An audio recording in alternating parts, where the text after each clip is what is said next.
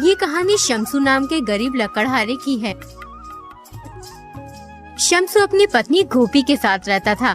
शम्सू का जीवन बहुत ही मुश्किलों से भरा हुआ। गोपी, महाराज ने लकड़ी काटने पर रोक लगा दी है। उन्होंने कहा है कि अगर कोई भी पेड़ काटता हुआ पकड़ा गया तो उसे बहुत ही सख्त सजा मिलेगी। अब मैं क्या करूं? मेरे तो कुछ भी समझ में नहीं आ रहा। अगर मैं लकड़ी नहीं काटूंगा तो घर का गुजारा कैसे होगा? लकड़ी काटने के अलावा मुझे कोई और दूसरा काम नहीं आता है। आप एक काम कीजिए, मेरे ये सोने के कंगन बेचकर घर का सामान ले आइए। इससे हमारे घर का कुछ दिनों का गुजारा हो जाएगा। अरे ये सोने के कंगन तो मेरी माँ ने दिए थे तुम्हें, और तुम्हें ये सोने के कंगन बहुत पसंद है। फिर तुम इन्हें बेचने के लिए कैसे कह सकती हो गोपी? हम कोई रास्ता जरूर निकाल लेंगे पैसे कमाने का। तुम ये सोने के कंगन अपने पास संभाल के रखो। इन्हें बेचने का तो मेरा भी मन नहीं है, लेकिन हम कर भी क्या सकते हैं? भूखे पेट भी तो नहीं रहा जाता है। सोने के कंगन तो और आ जाएंगे। अब तुम जल्दी जाओ और ये सोने के कंगन बेच आओ। एक बात ध्यान रखे, किसी के बहकावे में मत आ जाना। आजकल लुटेरे बहुत हैं। रास्ते में अपना ख्याल रखना। शम्सू सोने के कंगन बेचने के लिए निकल जाता है।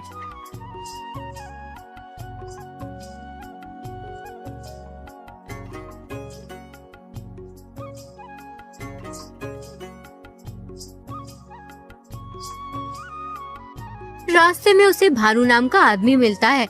वो शम्सू से कहता है, अरे क्यों भाई शम्सू, इतनी जल्दी में कहाँ जा रहे हो? लगता है किसी जरूरी काम से जा रहे हो। हाँ भाई भानु, मैं एक जरूरी काम से जा रहा हूँ। दरअसल मैं अपनी पत्नी के सोने के कंगन बेचने जा रहा हूँ। तुम तो जानते ही हो, महाराज ने लकड़ी काटने पर रोक लगाई हुई है। घर में एक पैसा भी नहीं है, इसलिए मैं ये कंगन बेचने जा रहा हूँ। इन्हें बेचकर जो भी पैसे मिलेंगे उनसे थोड़े बहुत दिनों का गुजारा हो जाएगा। अरे ये तुम क्या कह रहे हो शम्सू? अब तुम पत्नी के कंगन बेचकर घर का गुजारा करोगे, और जब कंगन के पैसे खत्म हो जाएंगे फिर घर का गुजारा कैसे करोगे? अरे ये तो मैंने सोचा ही नहीं, लेकिन मुझे लकड़ी काटने के अलावा और कोई काम आता भी तो नहीं है। फिलहाल इन कंगन को बेचकर कुछ दिनों का गुजारा हो जाएगा, उसके बाद मैं कोई काम देख लूंगा। अगर तुम चाहो तो मैं तुम्हें एक सुझाव दे सकता हूँ, जिससे तुम्हें अपनी पत्नी के कंगन तक बेचने नहीं पड़ेंगे और तुम्हारे घर का गुजारा भी हो जाएगा। सच कहूँ तो भानु भाई, मैं अपनी पत्नी के कंगन बेचना नहीं चाहता हूँ, क्योंकि मेरी पत्नी को ये कंगन बहुत अच्छे लगते हैं, लेकिन मजबूरी इंसान से हर काम करवा देती है। अच्छा बताओ, तुम मुझे कौन सा काम बता रहे थे जिससे मैं पैसे कमा सकता हूँ?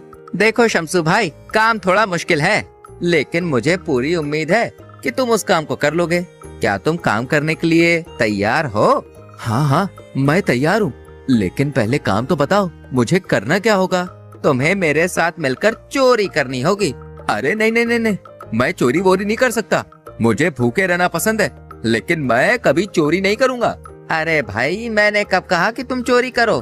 चोरी तो मैं करूँगा, बस तुम्हें बाहर रहकर नजर रखनी पड़ेगी कि कोई आ तो नहीं रहा है।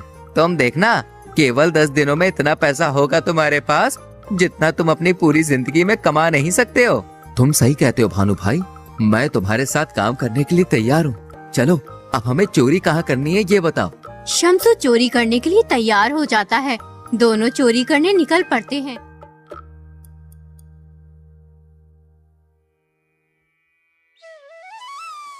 रास्ते में उन्हें एक आदमी दिखता है जो हाथ में झोला लिए आ रहा होता है। भानु शम्सू से कहता है, अरे देखो, सामने से वो आदमी आ रहा है। तुम्हें उसे अपनी बातों में फंसाना है और यहाँ वहाँ की बातें करनी है। उतने में ही मैं इसका झोला चुरा लूंगा। अब मैं उस पेड़ के पीछे छुप जाता हूँ, तुम उसे अपनी बातों में लगाओ। शम्सू उस अनजान आदमी के पास चला गया और फिर उसे अपनी बातों में उलझाने लगा। अरे भाई साहब, मैं इस गांव में पहली बार आया हूँ। अगर तुम मुझे सुहानपुर जाने का रास्ता बता दोगे तो तुम्हारी बड़ी कृपा होगी। अरे क्यों नहीं, मैं अभी तुम्हें जाने का रास्ता बताता हूँ। तुम एक काम करो, इस रास्ते पे सीधे चले जाओ। थोड़ी दूर चलने के बाद तुम्हें एक गांव दिखेगा। वो सुहानपुर का गांव नहीं है। अभी तुम्हें और आगे चलना पड़ेगा। 2 मील चलने के बाद तुम्हें दूसरा गांव दिखाई देगा। उसके बराबर से एक रास्ता जा रहा है, तुम उसी रास्ते पे चले जाना। वो रास्ता तुम्हें सुहानपुर पहुंचा देगा। उतने में ही भानु अनजान आदमी के हाथ से झोला चुरा कर ले जाता है। सुहानपुर गांव का रास्ता तो बहुत ही मुश्किलों से भरा हुआ है। अच्छा भाई, अब मैं चलता हूँ। रास्ता बताने के लिए तुम्हारा बहुत बहुत शुक्रिया। इतना कहकर शम्सू वहाँ से फरार हो जाता है। जब अनजान आदमी को अपने झोले की याद आती है तो वो घबराकर चिल्ला उठता है। अरे मेरा झोला कहाँ गया? लगता है वो रास्ता पूछने वाला चुरा कर ले गया। अब मैं क्या करूं? मैं तो लुट गया, बर्बाद हो गया। मेरी पूरी महीने की तनख्वाह चुरा ले गया कमबख्त। अब मैं अपनी पत्नी को क्या जवाब दूंगा? अगर मैंने उसे पैसे नहीं दिए तो वो तो मेरे बाल नोच डालेगी। ऐ ईश्वर मेरी मदद कर। आज के जमाने में किसी के साथ भलाई करे। भानु और शमसू थोड़ी दूर जाने के बाद उस झोले को खोलते हैं। उस झोले में बहुत सारे पैसे निकलते हैं। देखो भाई, मैंने तुमसे कहा था कितने सारे पैसे हैं। इतने की तो तुम्हारी पत्नी के कंगन भी नहीं बिकते। अब इन पैसों में से आधे तुम्हारे और आधे मेरे। याद रखना, आज रात हम अमीर चंद के घर में चोरी करेंगे। अच्छा, अब मैं चलता हूँ। भानु शमसू को आधे पैसे देकर चला जाता है। शमसू भी अपने घर की ओर निकल जाता है।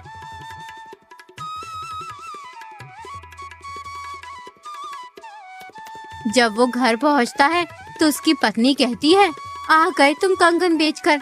कितने पैसों के बेचे हैं? लाओ जल्दी पैसे दे दो, मैं घर का सामान ले आती हूँ। अरे गोपी, ये लो पैसे और ये लो अपने कंगन। इन्हें संभाल कर रखो। अब हमें कंगन बेचने की कभी जरूरत नहीं पड़ेगी। जाओ, अब इन पैसों से घर का सामान ले आओ। जल्दी जाओ, मुझे बहुत तेज भूख लगी है। ये तुम इतने सारे पैसे कहाँ से लेकर आए हो?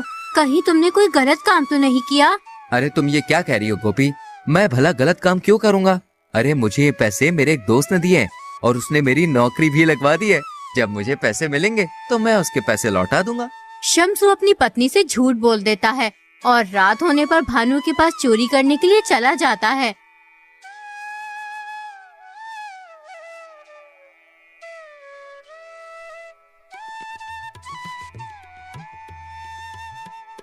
आ गए तुम, मैं तुम्हारा ही इंतजार कर रहा था। अब हम अमीर चंद के घर चोरी करने जाएंगे। तुम घर के बाहर खड़े होकर मेरा इंतजार करना। मैं घर के अंदर जाकर सारा माल चुरा कर ले आऊंगा। अगर किसी को भी हमारे ऊपर कोई शक हो या हमें कोई देख ले तो तुम मुझे सीटी बजाकर सूचना दे देना। मैं तुरंत ही वहाँ से फरार हो जाऊंगा। समझे भाई? अब जल्दी चलो, ये सही वक्त है चोरी करने का।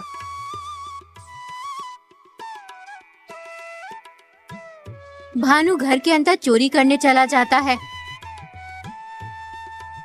जबकि शम्सू चौकन्ना होकर चारों ओर अपनी नजर गाड़े रखता है।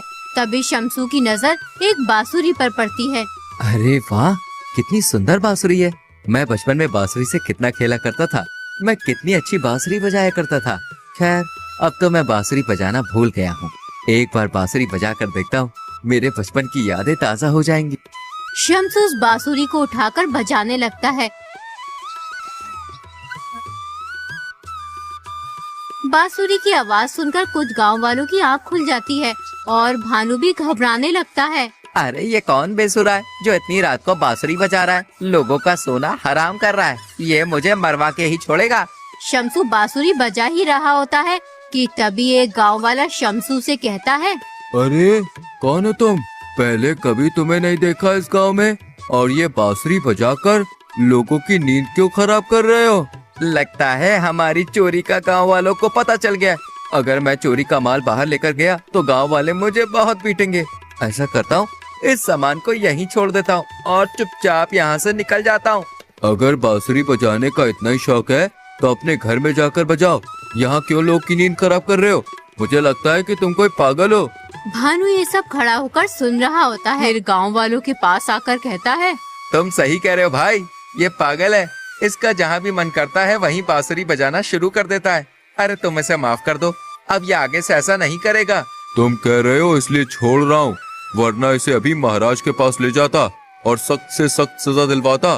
सारी नींद खराब कर दी मेरी। पागलपन की भी हद होती है। वो आदमी वहाँ से चला जाता है। भानु को शम्सू पे बहुत गुस्सा आता है। अच्छा, तब बांसुरी तुम बजा रहे थे? अरे तुम तो आज मुझे मरवा ही देते। अरे चोरी करते वक्त बांसुरी कौन बजाता है? मैंने सारा सामान चुराकर झोले में भर लिया था, लेकिन तुमने बांसुरी बजा दी। मुझे वो सामान वहीं छोड़ना पड़ा। तुम्हारी बांसुरी की वजह से आज मुझे बहुत नुकसान हुआ है। अरे भानु भैया, मैं मानता हूँ कि मुझसे गलती हो गई है। उस बांसुरी को देखकर अब मुझे अपने बचपन की याद आ गई थी। फिर मुझसे रहा नहीं गया, इसलिए मैंने वो बांसुरी बजा दी। इस बार मुझे माफ कर दो आज के बाद ऐसी गलती कभी नहीं करूंगा। ठीक है, इस बार मैं तुम्हें माफ कर देता हूँ, लेकिन अगर दोबारा तुमने ऐसी कोई हरकत की तो मैं तुम्हें अपने साथ नहीं लेके जाऊंगा, समझे? चलो अब घर चलते हैं, कल हम पास वाले गांव में चोरी करने चलेंगे। दोनों अपने घर चले जाते हैं और रात होने पर दोबारा चोरी करने निकल जाते हैं। सुनो, मैं उस सामने वाले घर में चोरी करने जा रहा हूँ, तुम यहीं खड़े होकर मेरा इंतजार करो। अगर कोई आया तो मुझे बता देना और पहले जैसी हरकत मत करना। हाँ, अब मैं जा रहा हूँ, अपनी आँख और कान खुले रखना। इतना कहकर भानु घर के अंदर चला जाता है और घर का सामान चुराने लगता है। तभी एक आदमी शमसू की तरफ आ रहा होता है। उसे देखकर शमसू डर जाता है। वो समझता है ये भूत है। फिर वो जोर जोर से शोर मचाने लगता है। बचाओ, भूत भूत, मुझे कोई बचाओ इस भूत से। ए पागल आदमी, मैं भूत नहीं हूँ, समझे? मैं तुम्हारी तरह ही एक इंसान हूँ। मेरी पत्नी से मेरी लड़ाई हो गई है, इसलिए मैं घर के बाहर आ गया हूँ। वैसे तुम इतनी रात में यहाँ क्या कर रहे हो? मैं क्या कर रहा हूँ? मैं तो कुछ भी नहीं कर रहा हूँ। अरे भाई, इसकी दिमागी हालत ठीक नहीं है। ये किसी को भी भूत समझ लेता है और फिर शोर मचाने लगता है। तुमसे कितनी बार कहा है, यूं लोगों को परेशान मत किया करो। चलो अब यहाँ से। दोनों वहाँ से चले जाते हैं। तुम किस किस्म के आदमी हो? मन कर रहा है कि मैं तुम्हारा सर फोड़ दूं। तुम्हें वो जीता जागता इंसान भूत दिखाई दे रहा था। अरे आज मेरे हाथ बहुत सारा माल लगा था, वो सब मैंने झोले में भर लिया था, लेकिन तुम्हारे चीखने चिल्लाने की वजह से मुझे वो झोला वहीं छोड़ना पड़ा। अगर तुम नहीं चिल्लाते तो आज मैं बहुत अमीर हो जाता। मेरी मत मारी गई जो मैं तुम्हारे जैसे अहमक आदमी को अपने साथ लेकर आया। तुम्हारी वजह से मैं 2 बार नाकाम हो गया हूँ। आज के बाद तुम मेरे साथ मत आना, वरना किसी दिन मैं पकड़ा जाऊंगा। शमसू अपने घर चला जाता है और सारी बात अपनी पत्नी को बताता है। तुमने तो मुझसे कहा था कि तुम कोई गलत काम नहीं कर रहे हो। क्या चोरी करना सही काम है? गोपी, मुझसे बहुत बड़ी भूल हो गई। मैं कसम खाता हूँ कि आज के बाद कभी भी कोई गलत काम नहीं करूँगा और ना ही कभी उस भानु के साथ रहूंगा। शमसू चोरी का काम छोड़ और एक बनिए की दुकान पर मजदूरी का काम करने लगता है, जबकि भानु चोरी का काम नहीं छोड़ता।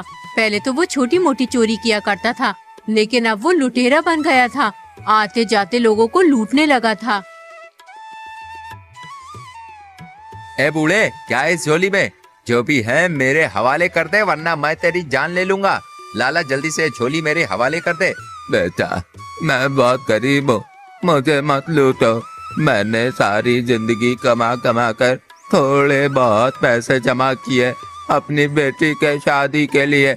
अगर ये पैसे मैंने तुम्हें दे दिए तो उसकी शादी नहीं हो पाएगी। ए बूढ़े, ये कहानी मुझे मत सुना। मैं तेरी इस दर्द भरी कहानी से बहकने वाला नहीं हूँ, समझा?